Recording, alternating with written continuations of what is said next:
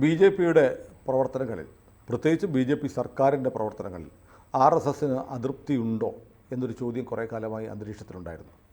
ഇപ്പോൾ സർസംഘചാലക് മോഹൻ ഭഗവതിൻ്റെ ഒരു പ്രസംഗം പുറത്തു വന്നതോടുകൂടി ആ സംശയങ്ങൾ മാറുകയാണോ കൂടുകയാണോ ചെയ്തിരിക്കുന്നത്?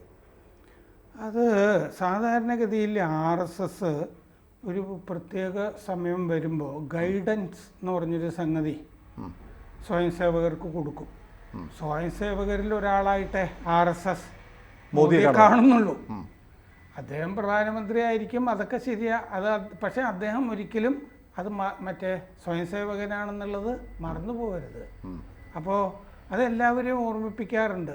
അത് ഈ സാധാരണഗതിയിൽ വിജയദശമി പ്രസംഗത്തിലുമൊക്കെ നമ്മൾ കാണാറുണ്ട്. ഇതിപ്പോൾ അവിടെ ഈ ഒരു നാഗ്പൂരിലെ അവരുടെ ഒരു സംഘടനാ പരിപാടി ശിക്ഷാവർഗ് എന്നൊക്കെ പറയുന്നത്, അത് അവസാനിക്കുമ്പോൾ നടത്തിയ പ്രസംഗത്തിലാണ്. അതിൽ പ്രധാനമായിട്ട് പറയുന്നത് ഈ ധാർഷ്ട്യം, അഹങ്കാരം അത് പാടില്ല എന്നുള്ളതാണ്. അത് പൊതുവേ സ്വയം സേവകർ അങ്ങനെ ഇല്ലാതെ വിനയത്തോടു കൂടിയൊക്കെ പെരുമാറുക എന്നുള്ളതാണ് അതിൻ്റെ രീതി. അതെപ്പോഴും അങ്ങനെ ആകണം എന്നൊന്നുമില്ല, മനുഷ്യരാണല്ലോ. പക്ഷേ അത് ഉണ്ടായില്ല എന്ന് അദ്ദേഹം പറയുന്നുണ്ട്. ധാർഷ്ട്യ പ്രകടനം ഈ തെരഞ്ഞെടുപ്പ് കാലത്ത് ഉണ്ടായ അങ്ങോട്ടും ഇങ്ങോട്ടുള്ള ആരോപണ പ്രത്യാരോപണങ്ങളിൽ ഉണ്ടായിരുന്നു. ഒരു ഡീസൻസി വേണം എന്ന് പറഞ്ഞു അല്ലേ? ബിറ്റർനെസ് ഉണ്ടായിരുന്നു എന്നാണ് പറഞ്ഞത്. ഇംഗ്ലീഷിലെ വാക്കെടുത്താൽ എന്ന് പറഞ്ഞാൽ ഒരു വിഷം തുപ്പുന്ന വിധത്തിൽ അങ്ങോട്ടും ഇങ്ങോട്ടും. അത് ബി.ജെ.പി മാത്രം ഉദ്ദേശിച്ചല്ല, അങ്ങനെയല്ല. ആരോപണ പ്രത്യാരോപണങ്ങൾ എന്ന് പറയുന്ന രണ്ട് ചേരിയും ഉദ്ദേശിച്ചിട്ടാണല്ലോ. ബി.ജെ.പിയും ഒഴിവാക്കിയെന്നും പറയാൻ പറ്റില്ല. അതെ, എല്ലാവരും ജനറലി പറയുമ്പോൾ ബി.ജെ.പി വരുമല്ലോ. അപ്പം അങ്ങനെയാണ് അദ്ദേഹം ഉദ്ദേശിച്ചത്. മറ്റുള്ളവരെ നോവിക്കാതെ വേണ്ടിയിരുന്നു ചെയ്യാൻ എന്നുള്ളതാണ്. പിന്നെ സമവായത്തിൻ്റെ പാതയിലാണ് നമ്മളെപ്പോഴും നീങ്ങേണ്ടത്. തെരഞ്ഞെടുപ്പ് എന്ന് പറയുന്നത് ഒരു യുദ്ധമല്ല, മത്സരമാണ്.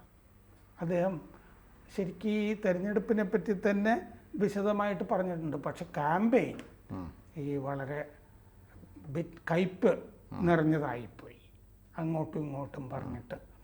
അത് ഈ വിദ്വേഷ പ്രസംഗം എന്നൊക്കെ പറഞ്ഞ് ധാരാളം വന്നല്ലോ, ജാതി മതം അങ്ങനെയൊക്കെ പറഞ്ഞിട്ട്. അതൊക്കെ ഒഴിവാക്കി ചെയ്യാമായിരുന്നു എന്ന് പറയുന്നുണ്ട് അദ്ദേഹം. ഈ അൺഅറ്റാച്ച്ഡ് ആയിരിക്കണം എന്ന് അദ്ദേഹം പറയുന്നുണ്ട്. ഈ അദ്വൈതത്തിലൊക്കെ പറയുമല്ലോ, വൈരാഗ്യം, ഡിസ്പാഷനേറ്റ് ആയിരിക്കുക. ആ വാക്ക് ഉപയോഗിച്ചില്ല അദ്ദേഹം, എന്നാലും അൺഅറ്റാച്ച്ഡ് ആയിട്ട് എന്ന് പറഞ്ഞാൽ ഇത് എനിക്ക് വേണ്ടിയിട്ടാണ് എന്ന് വിചാരിച്ചിട്ട് ഞാൻ മഹാനാണെന്നും പദവികൾക്ക് വേണ്ടിയും അധികാരത്തിന് വേണ്ടിയും ഒന്നും ഇല്ലാതെ ആണ് ഈ സ്വയം സേവകൻ ജോലി ചെയ്യുന്നത്. അപ്പോൾ സ്വയം സേവകൻ എപ്പോഴും ഞാനിത് ചെയ്തു, ഞാനാണിത് ചെയ്തത്, ഈ സംഭവത്തിനൊക്കെ കാരണം ഞാനാണ്, അങ്ങനെയൊക്കെ പറയുമ്പോൾ എനിക്ക് ആരെയോ കുത്തി പറയുന്ന പോലെ തോന്നുന്നു. അങ്ങനെ പറഞ്ഞു. അപ്പം അങ്ങനെ ആളുകൾ പറയുന്നത് ശരിയല്ല എന്ന് പറഞ്ഞാൽ മോദിക്ക് ഗ്യാരണ്ടി, മോദിയുടെ ഗ്യാരണ്ടി എന്നൊക്കെ പറയുന്നതിനെ ഇതുമായി കൂട്ടി വായിക്കുമ്പോൾ അങ്ങനെയുണ്ടോ? അങ്ങനെയാണോ? കൂട്ടി വായിക്കുന്നതുകൊണ്ട് തെറ്റില്ല എന്ന് തന്നെയാണ് എനിക്ക് തോന്നുന്നത്. അതായത് അത് വേറൊരു സ്ഥലത്ത് ഈ നഡ്ഡയുടെ ആ പ്രസ്താവനയില്ലേ, അത് പരാമർശിക്കുന്നതായിട്ട് നമുക്ക് മനസ്സിലാവും. ഞാനിത് ചെയ്തു അത് ചെയ്തു എന്നൊന്നും പറയേണ്ട കാര്യമില്ല. മോഹൻ ഭാഗവത് പറയാ, അങ്ങനെ പറയേണ്ട കാര്യമില്ല.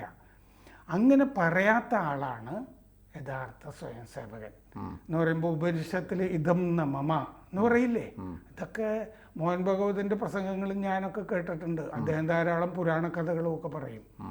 അപ്പോൾ ഇതൊന്നും എനിക്ക് വേണ്ടിയല്ലോ അല്ലല്ലോ എന്നുള്ള ആ രീതിയാണ് സ്വയം സേവകന് വേണ്ടത്. എന്നിട്ടാണ് പറഞ്ഞത് തിരഞ്ഞെടുപ്പ് യുദ്ധമല്ല, മത്സരമാണ്.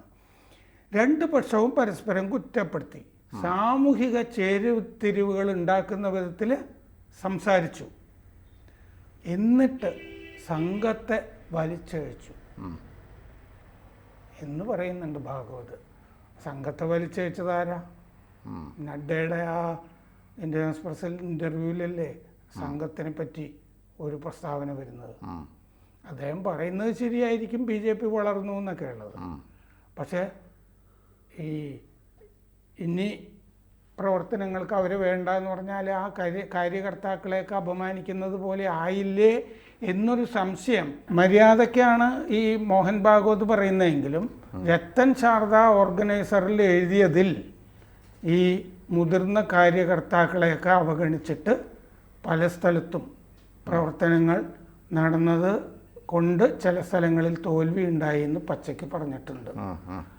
അത് എന്തിനാണ് ഇങ്ങനെ RSSനെ പറ്റി പറയാൻ പോയത്? കാരണം RSS അങ്ങനെ ഒരു രാഷ്ട്രീയ സംഘടന അല്ലല്ലോ. മോഹൻ ഭാഗവത് തന്നെ മറ്റേ പറയുന്നുണ്ട്, ഈ അടിയന്തരാവസ്ഥയ്ക്ക് ശേഷമുള്ള തെരഞ്ഞെടുപ്പിൽ അതിലാണ് RSSകാർ പരസ്യമായിട്ടൊരു രാഷ്ട്രീയ പ്രവർത്തനം നടത്തിയത്. പരസ്യമായിട്ട് തന്നെ പറഞ്ഞു. കാരണം അവർ എമർജൻസി കാലത്ത് മുഴുവൻ ജയിലിൽ പോയതാണല്ലോ.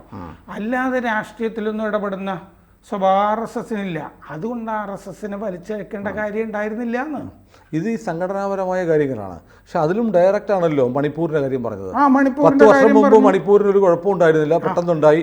ഒരു വർഷം കഴിഞ്ഞിട്ട് പരിഹരിക്കാൻ പറ്റുന്നില്ല എന്ന് പറഞ്ഞാൽ ഗവൺമെന്റിനെതിരെയുള്ള ഒരു വിമർശനമല്ലേ? അത് എത്രയും സമയബന്ധിതമായിട്ട് പരിഹരിക്കണം എന്നും പറഞ്ഞിട്ടുണ്ട്.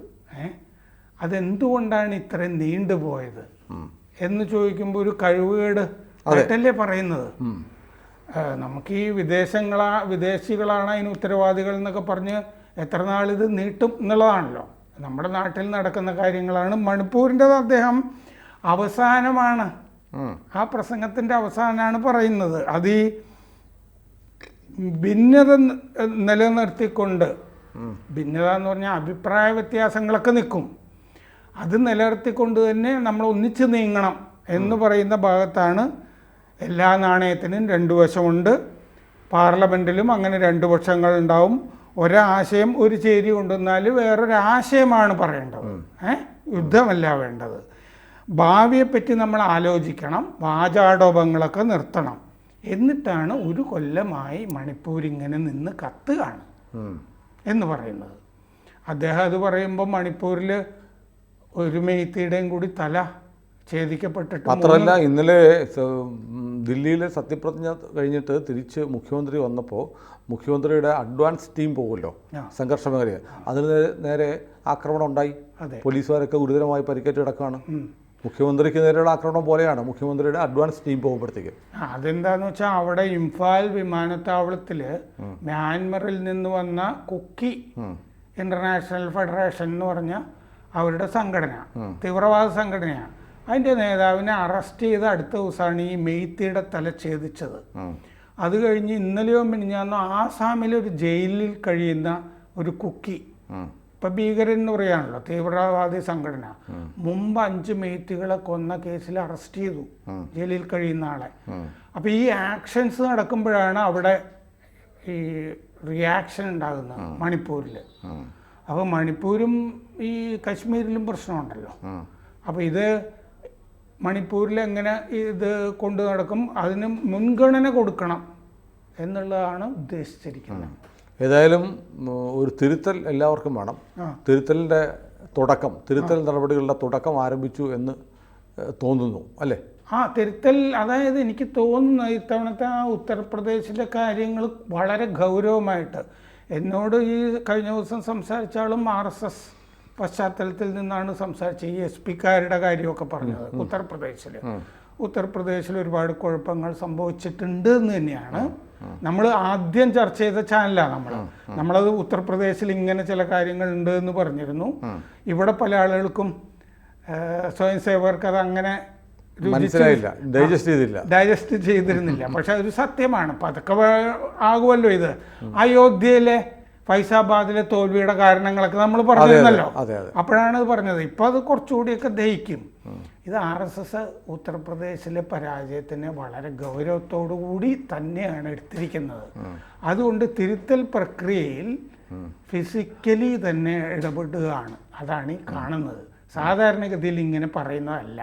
ഇത് വലിയ തോൽവിയാണെന്നൊന്നും അവർ പറഞ്ഞിട്ടില്ല. പക്ഷേ RSSനെ ആവശ്യമില്ലാതെ വലിച്ചഴച്ചു എന്ന് മോഹൻ ഭാഗവതിൻ്റെ പ്രസംഗത്തിലുണ്ട്. ആ ഒരൊറ്റ വാചകമേ പറഞ്ഞിട്ടുള്ളൂ. RSS എന്തിനാണ് വേറെ പറയുന്നത്? ഏതായാലും വീണ്ടും നമുക്ക് ആവർത്തിക്കാം, തിരുത്തൽ ആവശ്യമാണ്. തിരുത്തൽ പ്രക്രിയ തുടങ്ങിക്കഴിഞ്ഞു എന്ന് കരുതാം.